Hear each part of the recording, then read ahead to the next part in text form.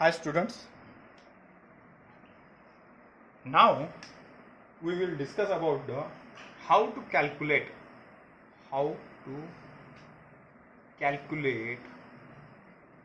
oxidation state of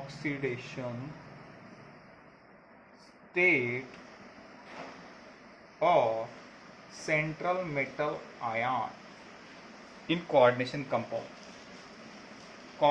compound मधली जी काही central metal ॲटमची ऑक्सिडेशन स्टेट आहे ती कशी कॅल्क्युलेट करायची ते आपण डिस्कस करू. याच्यासाठी एखादं एक्झाम्पल घेऊ आपण. जसं कन्सिडर करा तुमच्याकडे एक कॉम्प्लेक्स असेल K4 FeCN/6. या कॉम्प्लेक्समध्ये सायनाइड दॅट इज द लिगॅन्ड. मग हा जो काही सायनाइड लिगॅन्ड आहे हा आहे निगेटिव्ह, आणि हा निगेटिव्ह असून याच्यावरती जो काही चार्ज आहे तो फक्त मोनोनिगेटिव्ह किंवा -1 म्हणू शकतो आपण त्याला. So now that is our cyanide having a charge that is -1. Potassium that is positive, we know that is the S block element. These are the positive in nature. आणि हा जो काही पोटॅशियम आहे हा आहे स्क्वेअर ब्रॅकेटच्या बाहेर, आणि square ब्रॅकेटच्या बाहेर जर एखादा ॲटम असेल कोऑर्डिनेशन कंपाऊंडमध्ये तर त्यांना म्हणतो आपण counter ions. These counter ions which are attached to the central metal atom but not the coordinate bond, they are attracted toward the central metal atom on the basis of the charge on a coordination sphere. आपल्याला माहिती आहे का सध्या याच्यावरती जो काही charge आहे coordination sphere वरती आहे हा आहे 4 निगेटिव्ह. जर मी पोटॅशियमला रिमूव्ह केलं तर, आणि जर मी पोटॅशियमला इथे ऍड करायचा प्रयत्न केला तर हा जो काही निगेटिव्ह चार्ज आहे हा स्लाइटली हळूहळू कमी कमी होत जाईल. पण केव्हा? जसं जशी क्वांटिटी पोटॅशियमची तिथं इन्क्रीज होईल. मी एक पोटॅशियम ऍड केला, एक चार्ज कमी झाला, ट्राय निगेटिव्ह झाला. 2 पोटॅशियम ऍड केले, 2 निगेटिव्ह. आणखी एक पोटॅशियम ऍड केला, आणखी एक कमी, आणखी एक पोटॅशियम ऍड केला, म्हणजे टोटल क्वांटिटी मला किती लागणार आहे K4. तेव्हा हा काय होईल? न्यूट्रल. ओके, समजलं इथपर्यंत? सो नाव पोटॅशियम वरती चार्ज असतो, पोटॅशियम आहे +1. समजलं इथपर्यंत? आता याच्यामध्ये Feची ऑक्सिडेशन स्टेट काढायचे. तिथे एक सिंपल इक्वेशन असतं X + Y + Z = 0. आता आपण असं कन्सिडर करू X म्हणजे Fe, म्हणजे आपल्याला Feची ऑक्सिडेशन स्टेट काढायची आहे. Y म्हणजे सायनाइड, आणि सायनाइड वरती चार्ज काय आहे? -1. Z म्हणजे पोटॅशियम, आणि पोटॅशियम काय? पॉझिटिव्ह व्हॅलेन्सी, म्हणजे याच्यावरती चार्ज काय? +1. आता या इक्वेशन मध्ये व्हॅल्यू पुट करू आपण.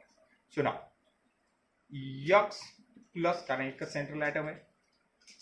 Y, how many Y will be there? So now 6Y.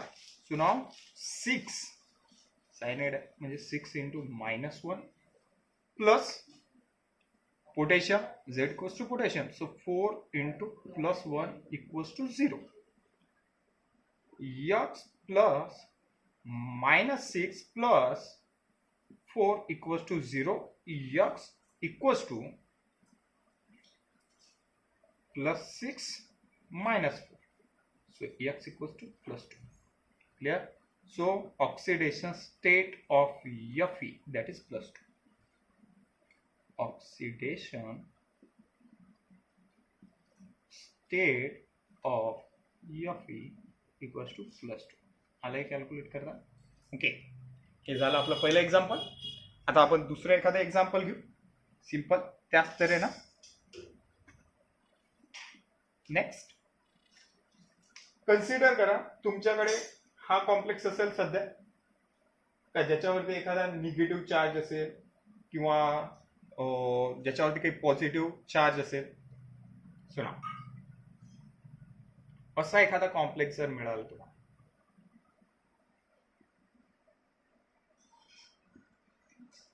मग आता सेंट्रल मेटल ॲटमची ऑक्सिडेशन स्टेट कशी कॅल्क्युलेट करा. इथं तर काउंटर आयन नाही, काउंटर आयन ध्यानात ठेवायचं, लक्षात ठेवायचं. Counter ion always present before the square bracket और after the square bracket.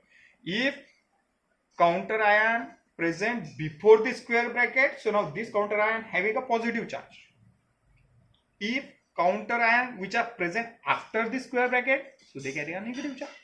These are negatively charged counter ion, these are positively charged. Clear? But in that complex there is no counter ion. So how to calculate the oxidation state? Simple, by equation X plus Y plus Z equals to 0. But we also know that there are only NH3 molecule and one cobalt atom. So now this equation,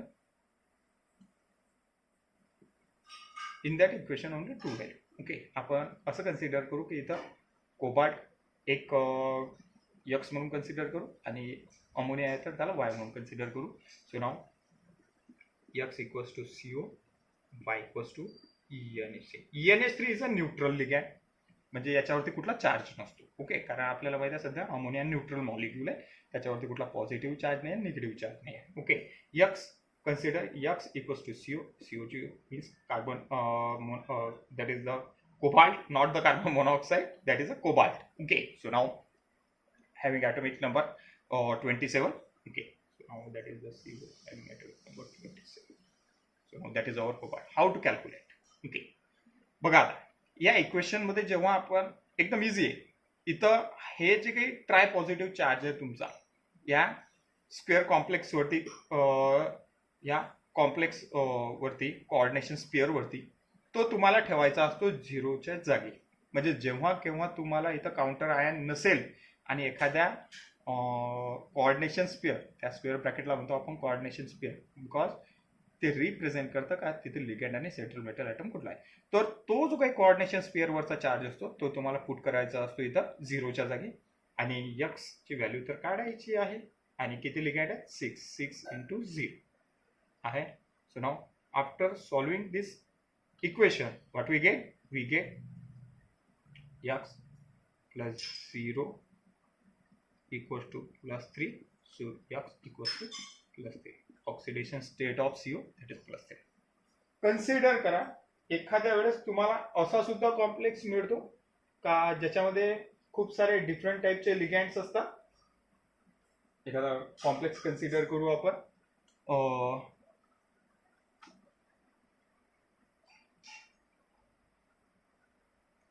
Na3,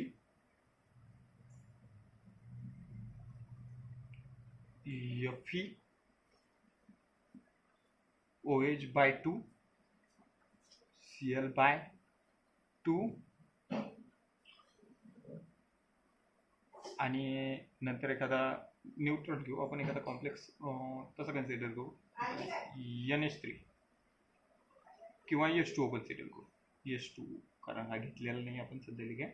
so H2O by 2. Okay, so now याच्यावरती आपल्याला charge calculate करायचा आहे. So H2O 4 याच्यावरती consider करा इथं Na. Okay, या complex. So now equation X plus Y plus Z 1 2 3 4 5. So X plus Y plus Z plus A plus B equals to 0. कारण आपल्याला माहित आहे इथे एक सोडियम आहे, Fe आहे, हायड्रॉक्सी ग्रुप आहे, Cl सुद्धा आहे आणि H2O सुद्धा आहे. म्हणजे आपल्याला खूप सारं तिथं व्हॅल्यू पुट करायचं असेल म्हणून आपण इक्वेशनला काय केलं, एक्सपांड केलं. तिथं आणखी खूप सारे ग्रुप्स ऍड केलेले आहेत. Okay, so now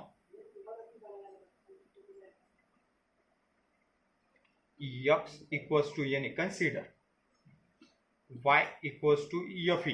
Okay, Z equals to hydroxy group. Okay, OH group. Then A equals to Cl and B equals to H2. Okay, आपल्याला ऑक्सिडेशन स्टेट काढायचे Fe ची. Fe ला काय कन्सिडर केलंय आपण Y, म्हणजे त्याची ऑक्सिडेशन स्टेट काढायचे. Sodium is S block element आणि तो एकच बॉन्ड फॉर्म करतो आणि पॉझिटिव्ह आहे म्हणून +1 चार्ज आहे त्याच्यावरती. क्लिअर?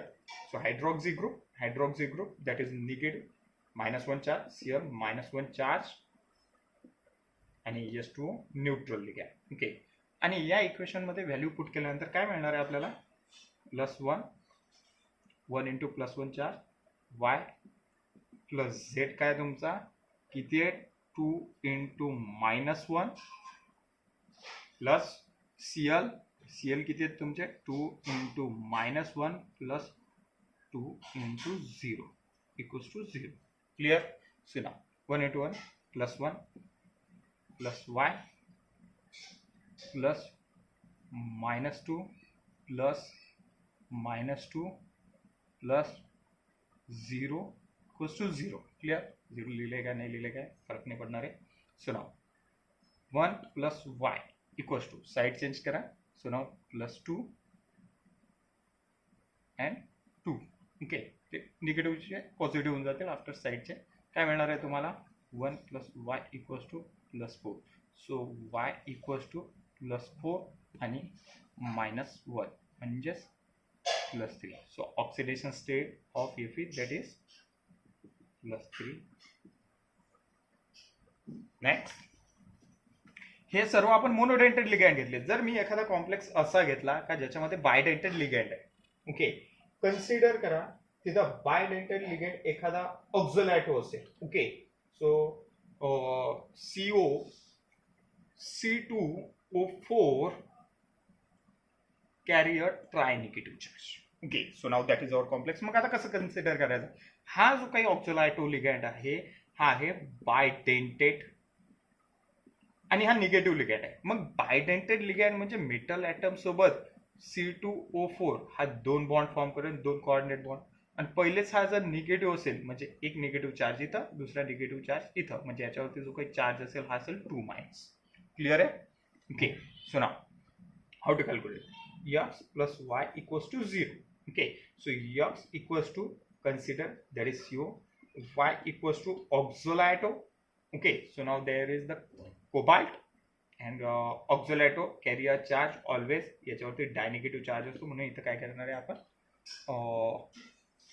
C2O4 वर डायनिगेटिव्ह चार्ज असतो -2. मग आता पुट करा या इक्वेशन मध्ये value x plus y equals to 0. So x plus 3 into -2 equals to -3 आणि x plus there is -6 equals to -3. x side change झाल्यानंतर x equals to -3 plus 6 x equals to +3. So oxidation state +3. Clear आहे. Next, आणखी एक complex घेऊ आपण.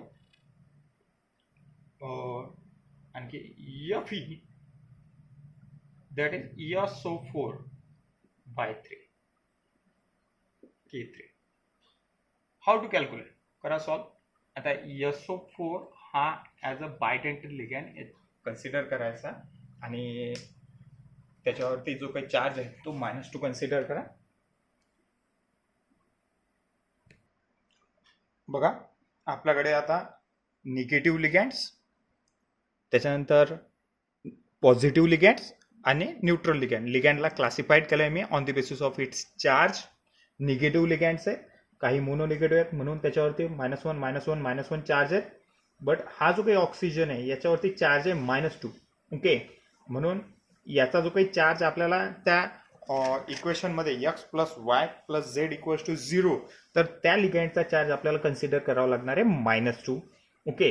इथं C2O4 डायनिगेटिव्ह आहे म्हणून -2. ओके. EDT आहे तिथं सुद्धा -4 चार्ज. आणखी एक निगेटिव्ह लिगँड आहे तो असतो SO4. SO4 वरती चार्ज असतो -2, म्हणजे आपल्याला तिथं ऑक्सिडेशन स्टेट कॅल्क्युलेट करायच्या वेळेस त्याचा चार्ज कन्सिडर करावा लागणार -2. ओके. पॉझिटिव्ह लिगँड आहे आणि न्यूट्रल लिगँड वरती ऑलवेज चार्ज असतो 0. Neutral ligand. ओके.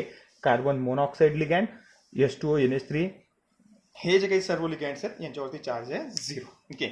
या लिगँडचा चार्ज ठेवायचा आणि तुम्हाला सांगितलंय मी कॅल्क्युलेट कसं करायचं, तर तुम्ही इझिली करू शकता. Thank you very much.